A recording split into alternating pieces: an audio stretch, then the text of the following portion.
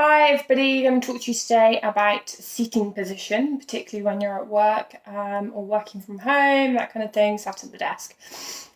This is going to sound a little bit like a government announcement in the fact that it's going to be full of contradictions, but bear with me, I will explain all. So, to start with, the basic rule if you're sat at a desk is around 90 degrees. That's what you need to have in your head, 90 degrees.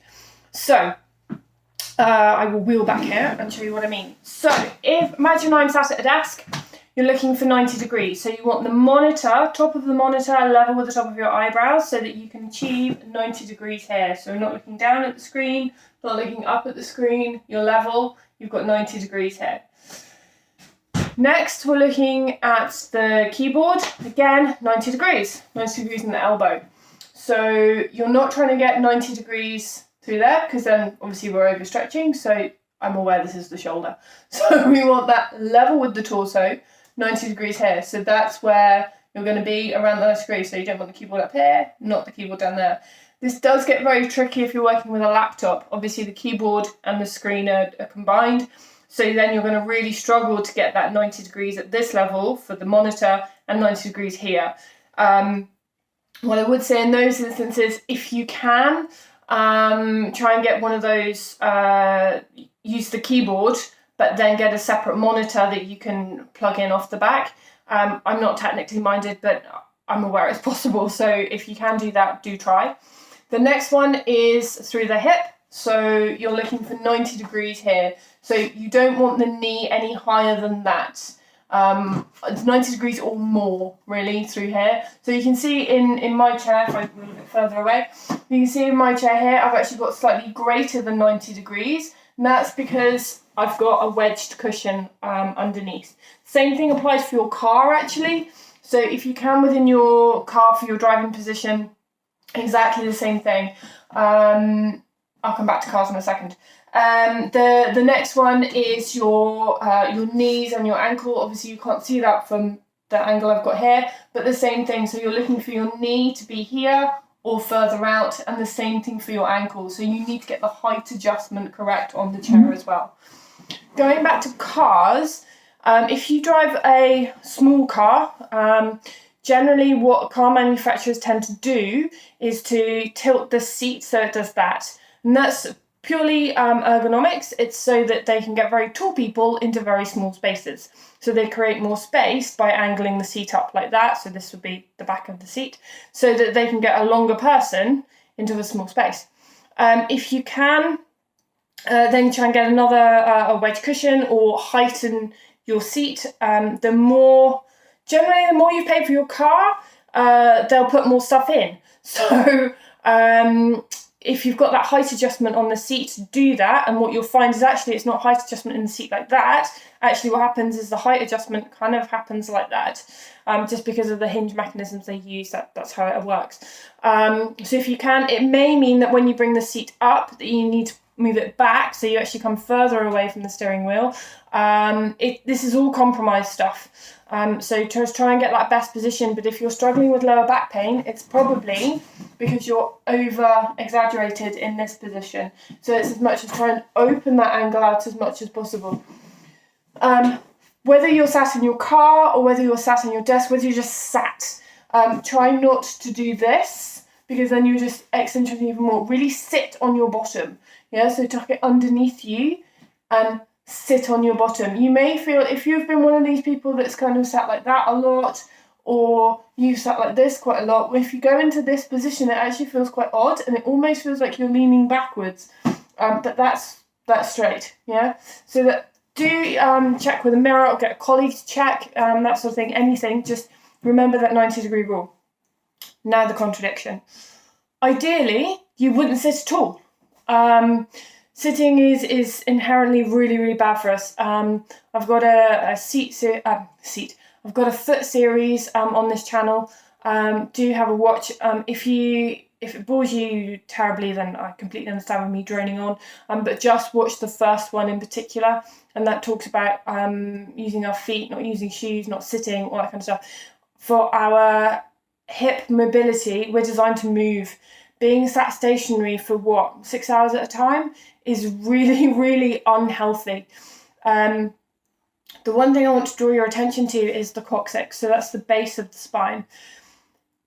Our spine is part of our brain. It's our central nervous system. So you go from the brain, you have the central nervous system goes all the way down the spine, down to the coccyx, and then comes back up. And you have this lovely pulse of cerebral fluid going through that central nervous system all the time. It's a cerebral pulse. If you sit on it, it's no different than doing at the other end. You're doing this. So ideally, don't sit on it. Don't sit down. If you absolutely have to sit down, then use a gym ball. I'm a big fan of the gym balls rather than the Swiss balls, rather than having a chair. Now, I get that within a lot of office environments, having all of these massive yoga balls floating around everywhere is not very good for health and safety, so I get that.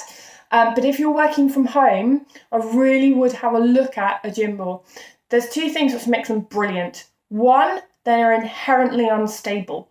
So in doing so, you're constantly moving to stay on the damn thing, which is great because then you're moving, you're not stationary, slumped. You can't slump in it because if you slump in it, you're going to fall off the damn thing. So they're fantastic for that. The other thing that's great about them is it's a big ball of air. So you're not sat on a really rigid platform at the base of the coccyx and suffocating your cerebral fluid.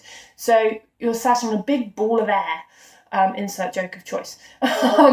So it's fantastic for the whole thing, really. You're not suffocating your coccyx. You're moving the whole time. You're still sat, all that kind of stuff. The thing with those yoga balls, Swiss balls, gym balls, whatever you want to call them, is that they do tend, they only come in 4 sizes, generically speaking. So it's not an exact science as it would be with a chair. I get quite a lot of clients come in and they'll be, oh, somebody's nicked my chair, oh, my back's really hurting because somebody saw my chair at work and blah, blah, blah, and they adjusted it and et cetera, et cetera. To be honest, that in itself concerns me in the fact that they feel that when they get to work, it's like, right, I'm in the position, I'm not going to get a bad back now because I'm in the position. Move. Yeah, movement is absolutely key. So if you're on one of those gym balls, brilliant, yeah? As a rough guide, if you're 4'10" or, well, up to 4'10", you need a small gym ball, which is 45 centimetres. If you're between 4'8" and 5'5", the medium, which is 55 centimetres. 5'6" to 6 foot, you need the large, which is 65 centimetres, and if you're between 6 foot and 6'5", you need the extra large at 75 centimetres. If you're outside of those ranges, then obviously wing it, basically. See if you can get a slightly smaller one or a larger one. But that really is my big key. If you have also got the option of standing at work, stand. Just move really is the really key point. And it's not a case of, oh, well, I went and got a cup of coffee, so I had my half-hour break. Have a look at the hip exercises video I've posted. That one will show you an exercise to do for a minute for every hour that you're sat. So if you can walk properly, bet you can't, but if you can walk properly, you can just walk properly to go get your cup of coffee, as long as it's a minute away, and that's fine for the hour that you've been sat. I really cannot emphasize enough how important it is to mobilize the hip, get the coccyx free, move your feet properly, all of that good stuff. So if you can bring all of those things together, I'm very conscious that a lot of us are working from home these days. We don't have somebody coming around to check our workstation. It's just a case of, well, I've just cleared a space on the dining room table, or, oh, I haven't even got a dining room table, so I'm working on the sofa and I'm like this, and, you know, whatever's on TV in the background, all that kind of stuff. And then the back starts hurting and the shoulders start hurting, and then I've got this really forward head position, and then I've got headaches and all this kind of stuff. So do be aware of what you're doing to your bodies, or not doing, as in moving. Yeah, I completely get that we all need to work, and so many of us are desk-based these days. But really do try. I absolutely would invest in a gym ball. So good. My husband particularly, he's got one for his desk because he's having to work from home now. And it's been a game changer for him. Absolutely a game changer. He was suffering with a lot of pain through the middle of the back, where he's slumping like this, where the desk isn't in the perfect position. And now we've raised the monitors. I've put shoe boxes underneath monitors, that kind of stuff. And yeah, it makes a huge difference. So really do that. They're not expensive. I think they're about £10-15, something like that. You can get them on Amazon, you can get them anywhere. So do that. That's it from me for the time being. But yeah, have a look at your car, have a look at your desk, your workstation, and just move, people. Take your shoes off and move. And I'll see you all soon. Bye.